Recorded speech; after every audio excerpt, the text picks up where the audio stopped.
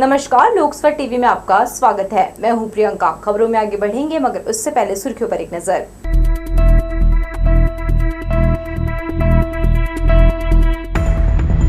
भारत माता स्कूल की गली फिर से बंद किए जाने के खिलाफ लोगों में आक्रोश। सर्वदलीय मंच के पदाधिकारियों ने जोन कार्यालय का किया घेराव।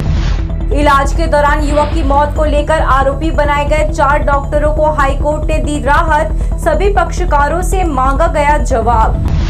सिम्स में लगे एसी के कॉपर की चोरी को कलेक्टर ने लिया गंभीरता से। सुरक्षा कंपनी के खिलाफ एफआईआर के निर्देश। और पशु तस्करी में शामिल 2 लोगों के खिलाफ पुलिस की कार्रवाई। कट्टा और कारतूस बरामद। हमारे न्यूज हेडलाइंस के प्रायोजक हैं Makhija test tube baby centre Bilaspur. हम आपके परिवार को पूरा करते हैं। Makhija test tube baby centre, life begins here, Bilaspur, Chhattisgarh. तो ये थी सुर्खियां और अब खबरें विस्तार से।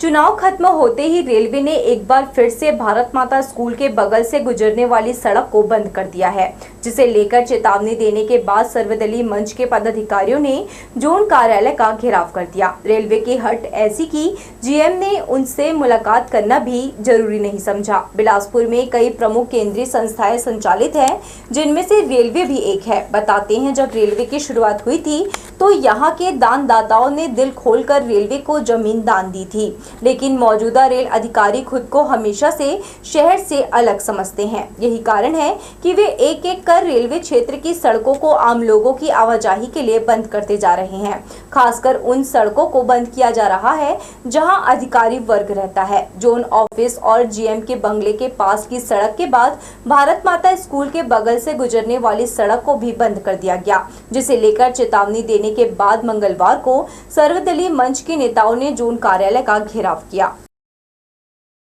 हम लोग यहाँ पे 1 घंटे होकर आ गए। सेक्रेटरी टू जीएम को हमारे अभय नारायण राय जी कल बातचीत किए, उनको खबर भी दिए कि हम लोग आएंगे फलाना 12:30 बजे।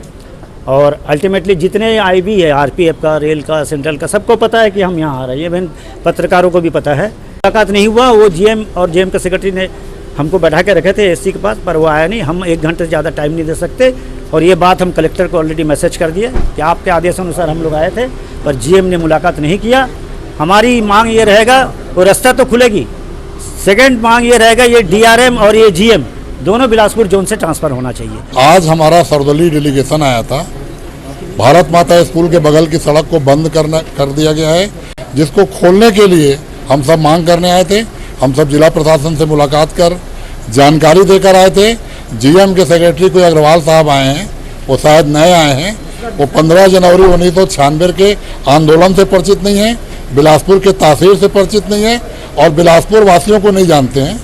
आज सर्वदलीय प्रतिनिधिमंडल से मिलने का इनकार करना बिलासपुर का अपमान है और इसको हम अपमान के रूप में लेंगे। ग्रुप डी की नौकरी के लिए आवेदन करने के बावजूद रेलवे ने सैकड़ों अभ्यर्थियों को नौकरी से वंचित कर दिया है। इस मामले में गुस्साए अलग अलग राज्य के तकरीबन 200 अभ्यर्थियों ने मंगलवार को जीएम कार्यालय का घेराव कर हंगामा किया।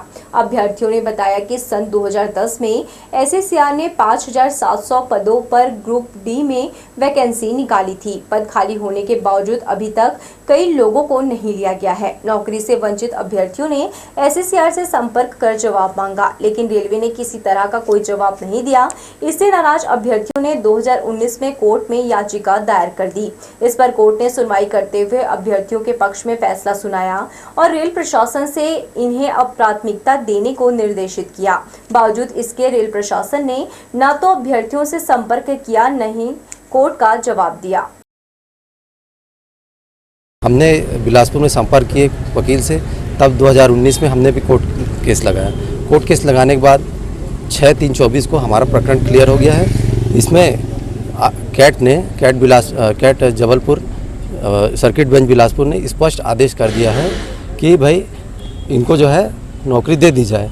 आज 2 महीने से अधिक समय हो गया है, अभी तक रेलवे तरफ से कोई रिस्पांस नहीं आया। अभी भी हम आरआरसी से मिल के आ रहे हैं, वहाँ भी स्पष्ट जवाब नहीं दिया जा रहा है। 2010 का ग्रुप डी का वैकेंसी था और उसमें वेटिंग वाले हैं, और कुछ वेटिंग ने कोर्ट के माध्यम से उन केस जीत चुके, उन लोग को नौकरी दे चुके हैं।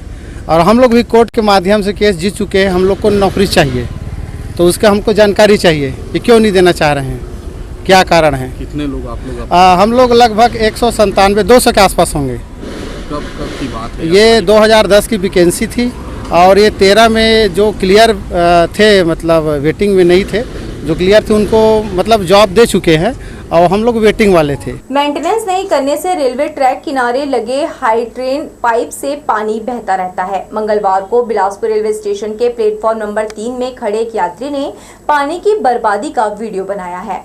नोजल खराब हो जाने से हजारों लीटर पानी ट्रैक की नाली में बह गया। हाइड्रेन पाइपलाइन में उत्पन्न खराबी और लीकेज समय पर सुधारा नहीं जाता, जिससे पानी निरंतर बहता है। यह देखकर प्लेटफॉर्म पर मौजूद यात्री रेलवे को कोसते हैं।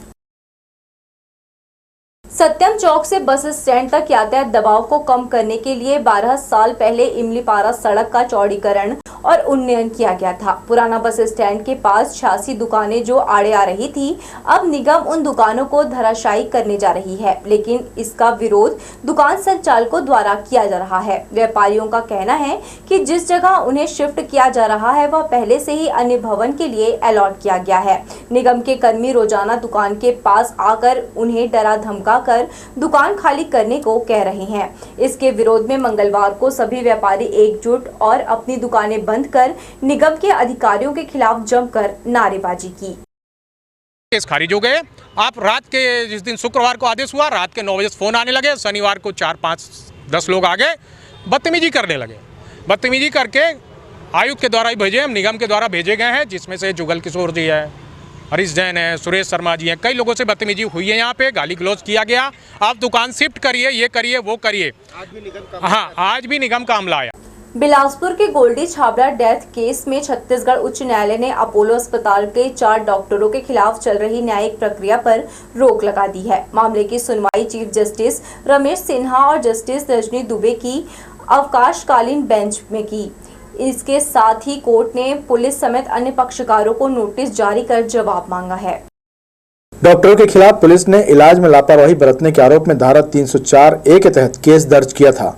कोर्ट में चालान भी पेश किया गया। आरोपी डॉक्टरों ने पुलिस की इस कार्रवाई को हाईकोर्ट में चुनौती दी। सुनवाई के दौरान डिवीजन बेंच ने न्यायालय की आगे की कार्रवाई पर रोक लगाते हुए सभी पक्षकारों को नोटिस जारी किया है।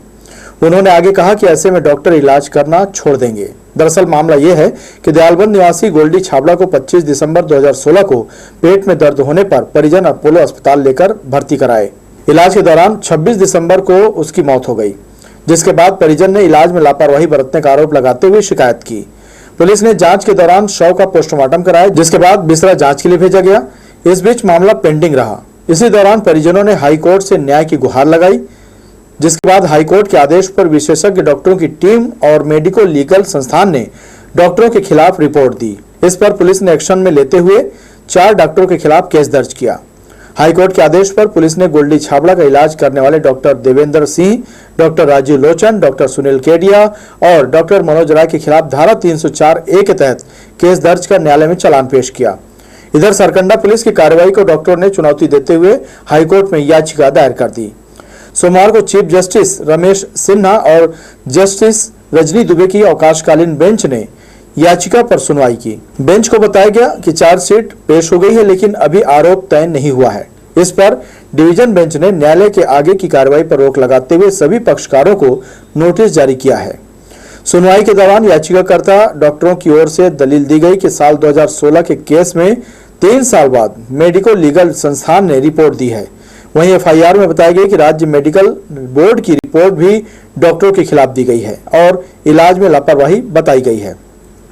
इस पर याचिकाकर्ताओं की ओर से कहा गया कि केस में राज्य मेडिकल बोर्ड ने कोई रिपोर्ट ही नहीं दी है, ऐसे में इलाज में लापरवाही का केस ही नहीं बनता। इसी को आधार बनाकर कोर्ट ने डॉक्टरों को फिलहाल राहत दे दी है। लोकसभा टीवी के लिए कैमरामैन सतीश साहू के साथ भूपेंद्र सिंह राठौर की रिपोर्ट। शानदार प्रदर्शन कर बिलासपुर डाक मंडल को विभिन्न श्रेणियों में 3 प्रथम सहित कुल 10 पुरस्कार हासिल हुए हैं। ज्यादा से ज्यादा लोगों को योजनाओं से जोड़ने के साथ डाक व्यवसाय में बढ़ोतरी के लिए बिलासपुर अधीक्षक की कार्यक्रम में सराहना की गई। डाक विभाग की ओर से क्षेत्रीय स्तर पर वर्ष 2023-24 के लिए वार्षिक पुरस्कार वितरण समारोह का आयोजन राजधानी रायपुर में किया गया। Post master general Chhattisgarh Veena R Srinivas ने उत्कृष्ट प्रदर्शन के लिए बिलासपुर संभाग के अधीक्षक विनय कुमार प्रसाद को पुरस्कृत किया। विभिन्न श्रेणियों में सबसे अधिक कुल 10 पुरस्कार अपने नाम कर बिलासपुर मंडल अव्वल रहा।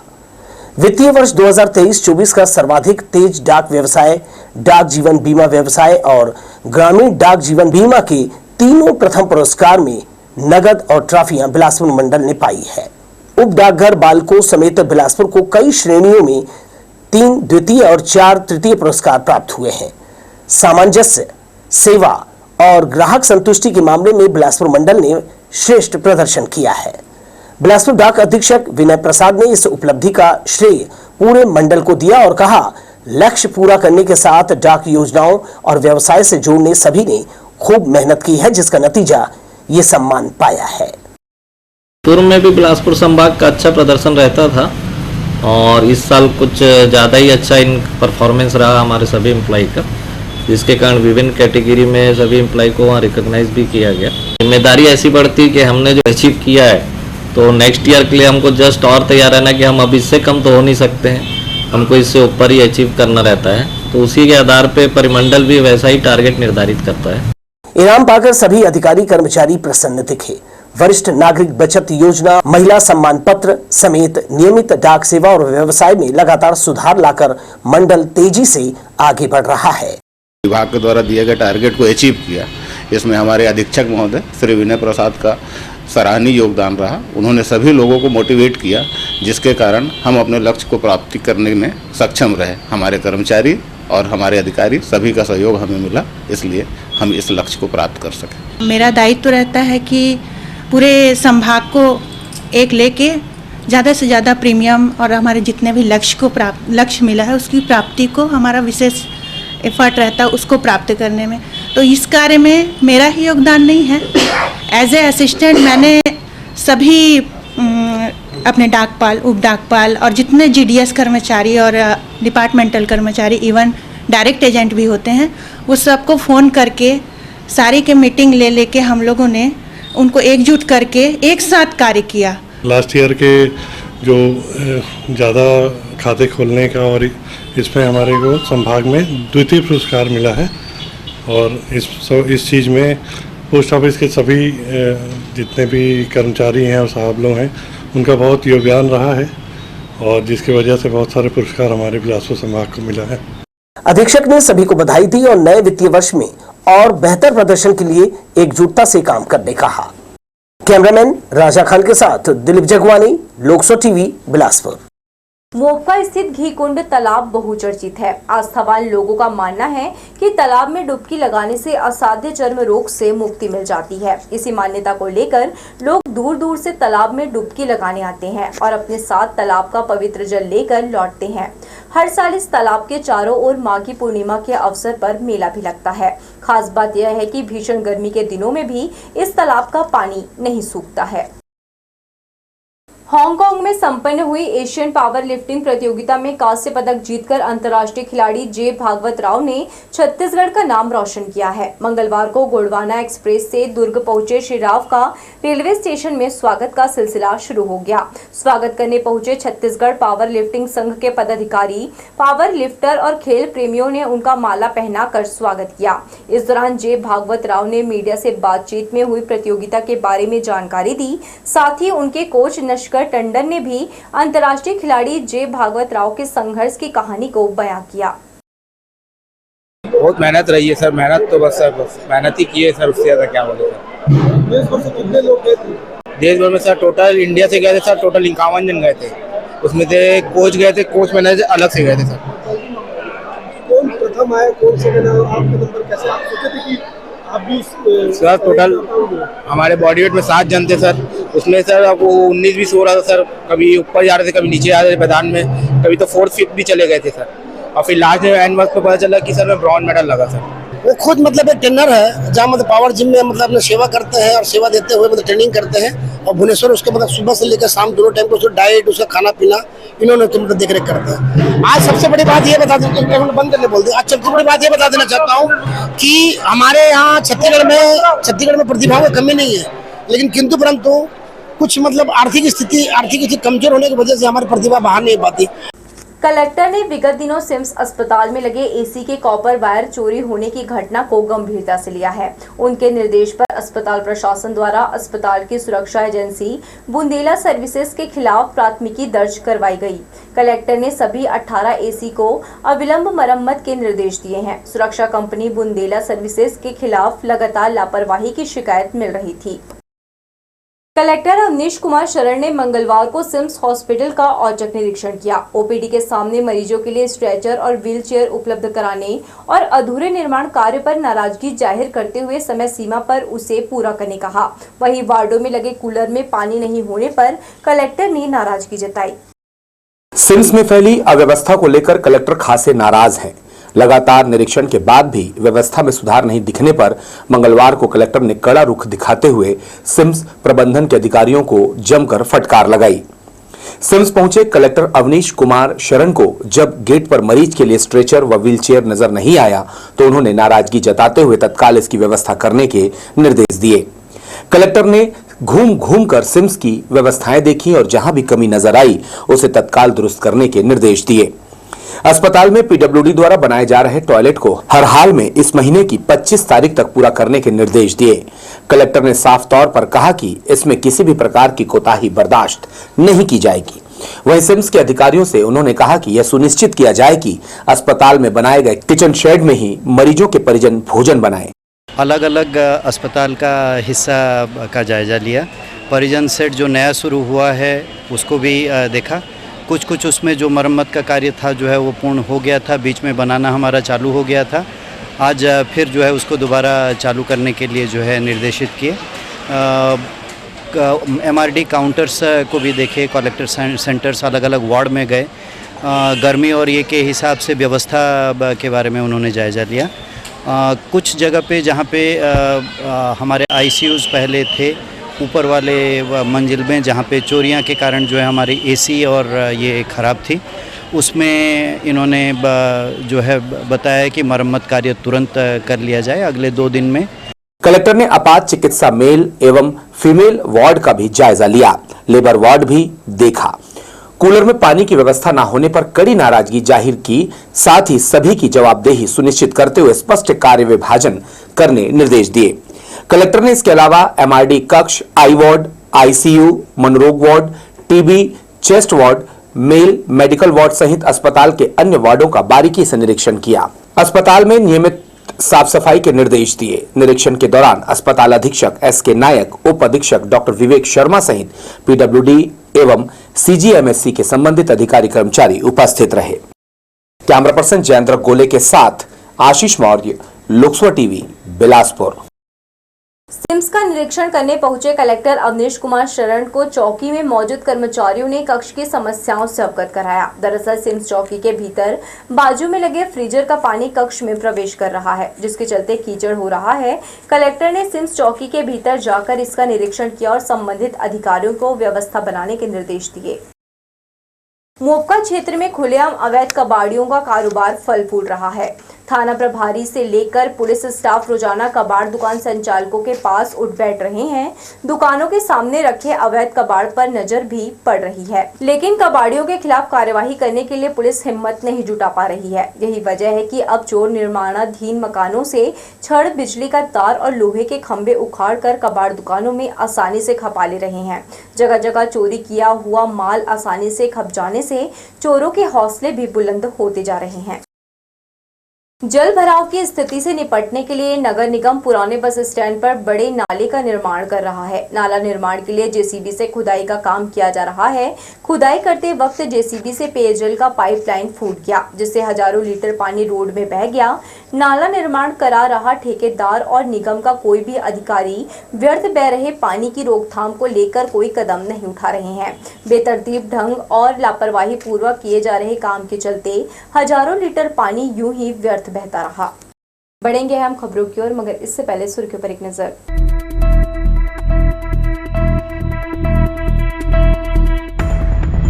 भारत माता स्कूल की गली फिर से बंद किए जाने के खिलाफ लोगों में आक्रोश। सर्वदलीय मंच के पदाधिकारियों ने जोन कार्यालय का किया घेराव।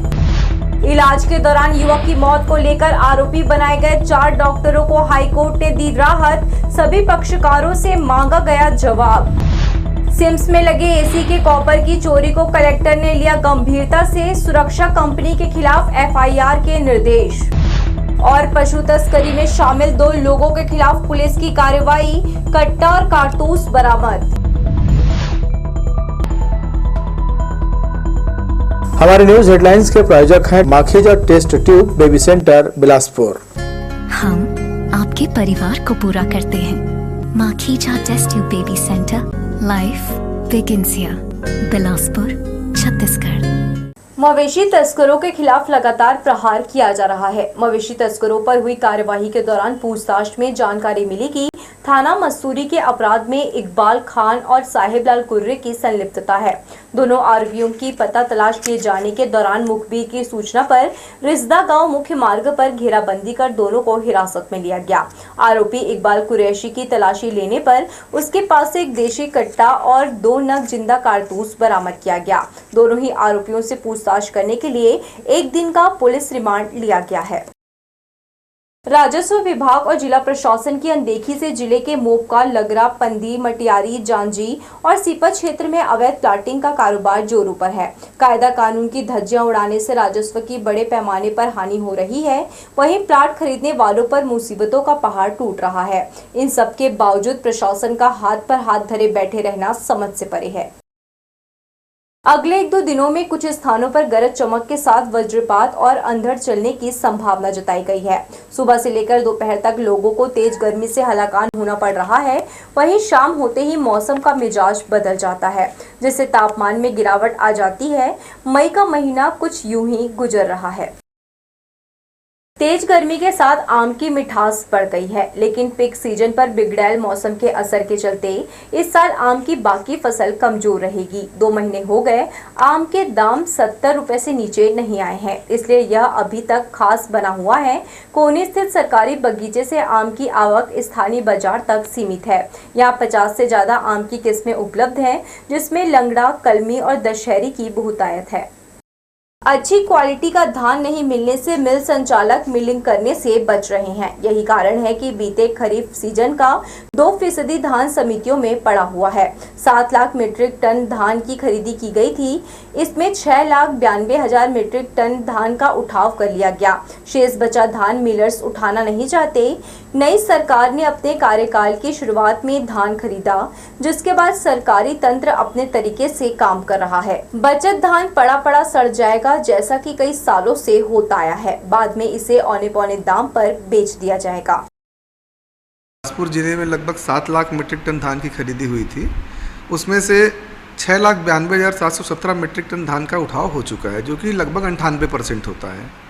2% ही धान हमारी समितियों में शेष बचा है, जिसके उठाव के लिए डीओ जारी हो चुके हैं और जिला प्रशासन द्वारा भी इस पर कदम उठाया जा रहा है। विपणन संघ के डीएमओ हैं, खाद्य अधिकारी है और बैंक, ये तीनों मिलकर लगातार प्रयास कर रहे हैं और शीघ्रता से इसका उठाव हो जाए और हम लोग कोशिश करेंगे कि जल्दी से जल्दी इसका उठाव सुनिश्चित हो जाए। इमलीपारा के संत निरंकारी भवन में सोमवार की शाम बाबा हरदेव सिंह की पावन स्मृति में समर्पण दिवस पर विशेष सत्संग कार्यक्रम का आयोजन किया गया। इस मौके पर शहर सहित आसपास के क्षेत्रों से सभी निरंकारी परिवार और श्रद्धालुओं ने शामिल होकर बाबा हरदेव सिंह के प्रति अपनी श्रद्धा सुमन अर्पित किया। बाबा हरदेव सिंह प्रेम करुणा की सजीव मूर्त थे।